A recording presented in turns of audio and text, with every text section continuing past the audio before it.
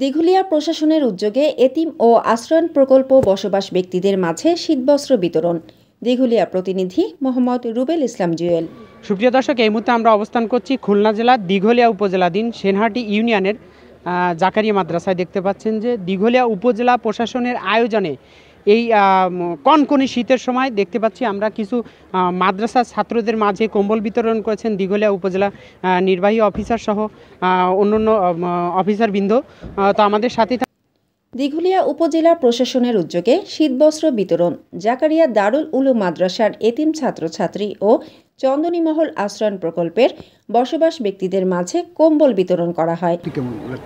আসলে ছোট ছোট বাচ্চারা তো শীতে কষ্ট পায়, তারা তো কম্বল পেয়ে তাদের মুখ দেখলে বোঝা যাচ্ছে যে তারা আসলে আনন্দিত এবং খুশি। এটার সময় গতকাল মঙ্গলবার জাকারিয়া দারুল উলুম মাদ্রাসায় এতিম অসহায় ছাত্র 37 জন, ছাত্রী 6 জন, চন্দনীমহল কাটাবনে আশ্রয়ণ প্রকল্পের 63 ঘর বাসিন্দাদের মাঝে কম্বল বিতরণ করা হয়। ছেলেমেয়ে অনেক কষ্ট, আপনারা দিচ্ছেন, আপনাকে ধন্যবাদ।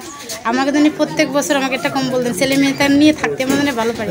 উপস্থিত ছিলেন উপজেলা নির্বাহী কর্মকর্তা আরিফুল ইসলাম, সহকারী কমিশনার ভূমি দেবাংশু বিশ্বাস, কৃষি অফিসার মোহাম্মদ কিশোর আহমেদ, উপজেলা মৎস্য কর্মকর্তা স্নিগ্ধা খা বাবলি, উপজেলা মহিলা বিষয়ক কর্মকর্তা বিপাশা দেবীতন, উপজেলা তথ্য কর্মকর্তা শাহিদা খাতুন। আমার নাম ফুলবতী, মায়ের নাম রেনু। আচ্ছা আচ্ছা, এই যে আমরা একটা কম্বল নিয়ে এসেছি আপনার জন্য উপজেলার প্রশাসনের পক্ষ থেকে।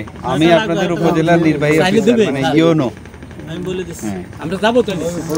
উপজেলা পরিবার বাস্তবায়ন কর্মকর্তা আরিফুল হোসেন, উপজেলা সমবায় কর্মকর্তা জহিরুল ইসলাম, সহকারী প্রোগ্রামার পুষ্পেন্দু দাস, প্রাণী সম্পদ কর্মকর্তা মাহমুদা সুলতানা প্রমুখ।